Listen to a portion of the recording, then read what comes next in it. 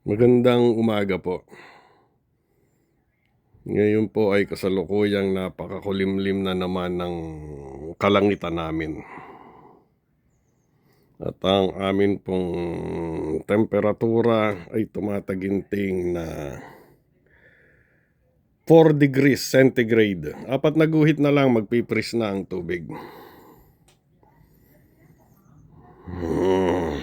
At mamaya po ay magtitrim kami ng mga dahon. Masarap po magtrabaho sa labas. Yan po ang aming paligid. Araw ng Sabado, 29 November. Ang aming Japanese maple ay nagdidilawan na rin. At nakasabit na rin po ang mahiwagang parol. At magre-ready po muna ako ng almusal bago po kami lumabas, habang natutulog pa po ang aking mag-ina.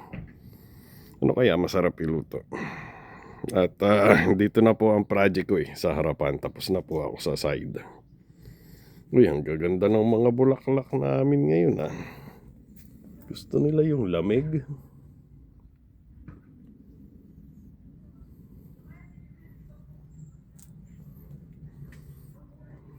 Tapos na po lahat ng doon.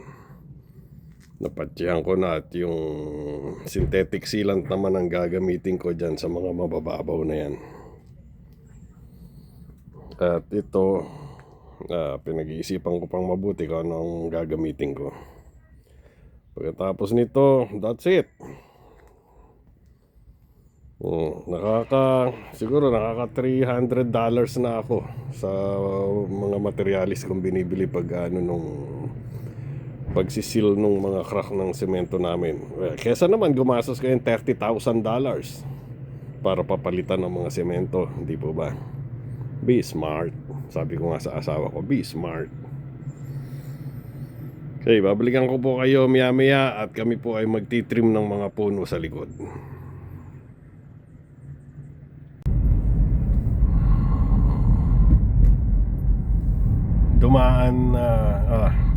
May pupuntahan po muna kami bago namin simulan yung likod. Nag-aya po ang asawa ko. Puro tilaw na ang mga dahon ng puno dito. At ito mo yung lemon ba yan o orange? Lemon hindi nila kinukuha, lalaglagan lang. Grapefruit ba? Kanina ako nahuli nung dalawa na yon, si Pam yun tsaka si Greg. Tumigil doon, natsempohan ako doon sa Greg. Yellow na. Si Pam saka si Greg. Hindi mo nakalala mga neighbor natin. Yung mga constituent ko, huwag mong kakalimutan ng mga pangalan.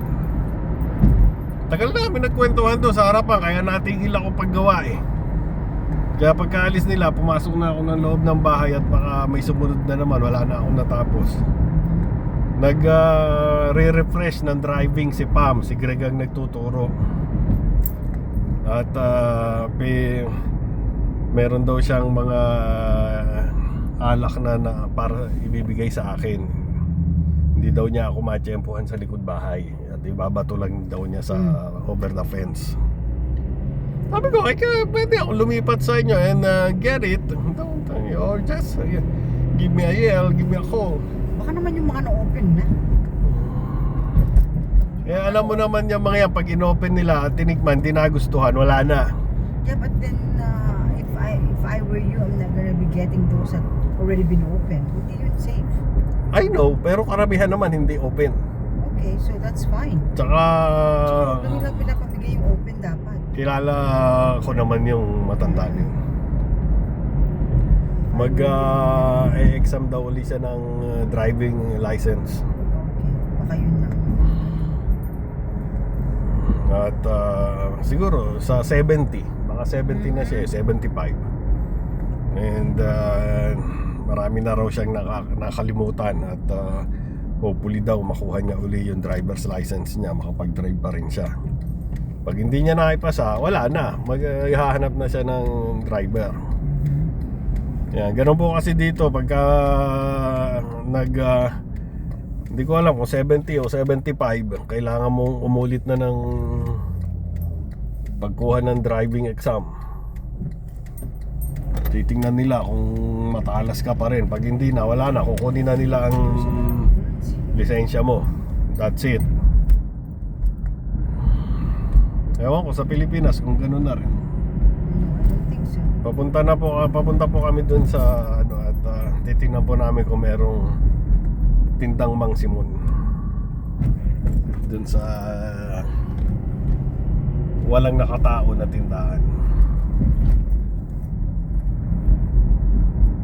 At sa kasalukuyan po ay ang temperature namin, nakita nyo naman yung damit nyan, It's 49 inside the car. nang tingnan ko po kanina sa thermometer, ay walang tinda. Go over there. Doon sa kabila, nang tingnan ko po kanina sa thermometer, ang temperature po namin ay 4 degrees centigrade. 3 guhit na lang, magsisiro na. Kaya ayan po ang suot ko. May t-shirt sa loob, may long sleeves, tsaka hoodie. At nakatok.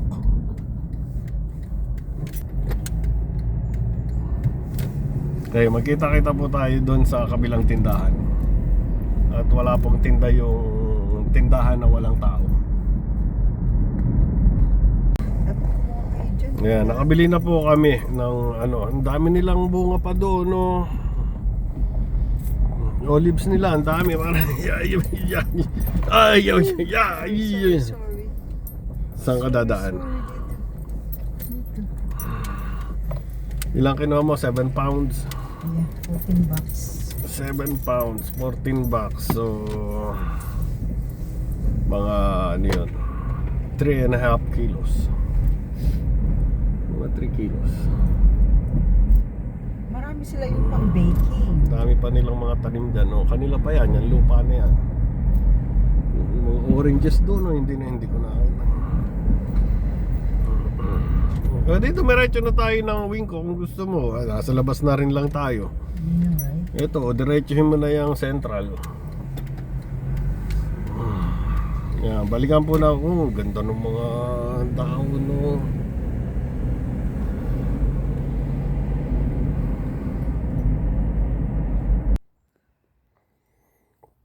Ang daming mushroom. Pwede sigurong i-harvest yan. Igisa natin mamaya. Ay, nako.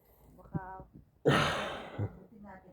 Nandito na po kami sa likod bahay po. Nakauwi na po kami. Oh, nakalimutan ko kunin yung isang ano. At magpuputol po kami ng at least maka-isang puno ngayon. Isang puno bukas, isang puno sa next weekend o dalawa. Para nakakaunti-unti. At wala na. Natutulog na ang mga halaman. So ano unahin natin, sweetheart? Ito? Dito. Here. Kaya sa kapitbahay. Baka sabihin na lang. Ito unahin natin. Parang mas makakunting dahon nung isa doon. Sa bagay, ito pinakamalaki yata. Okay, pag-uusapan po namin kung paano namin gagawing putol at babalikan po namin kayo maya-maya.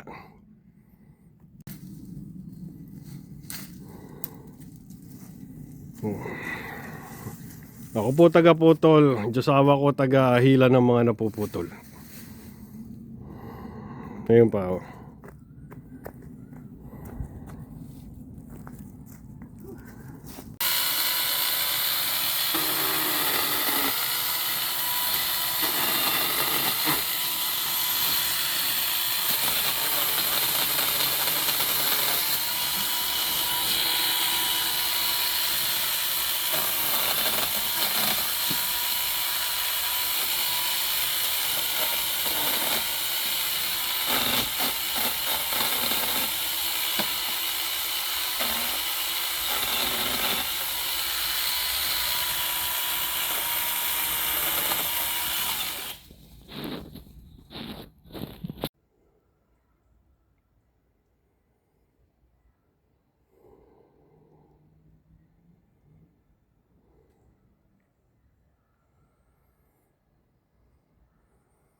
Nakaisa na po kami. Hindi ko alam kung gusto pa rin isunod ng Diyosawa ko tong isa na to. Or bukas naman. Isang puno, isang araw. Kasi yung persimo naman, nabawasan na niya eh. 3 na lang pala. 1, 2, tapos yung sabi ko yung Japanese maple. Pabayaan niyan lumaki, wag na niyang putulan. Pabayaan na niyang lumaki ng ano para may lilim kami dito. Pagka lumaki siya ng todo. At hintayin ko po ang Diyosawa ko at may tumawag lang sandali. Tinawagan ni Nusam.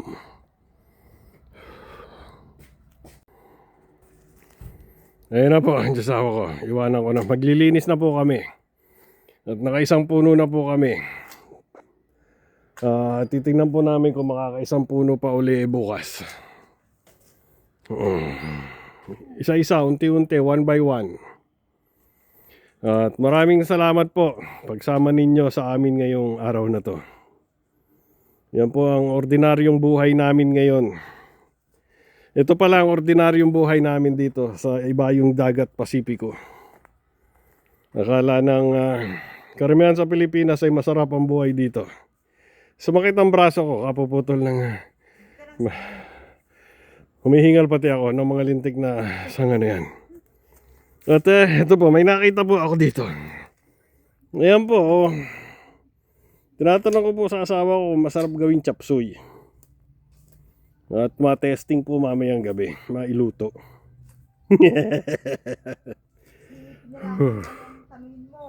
Okay, mag-ingat po tayong mabuti at ingatan po natin ang bawat isa.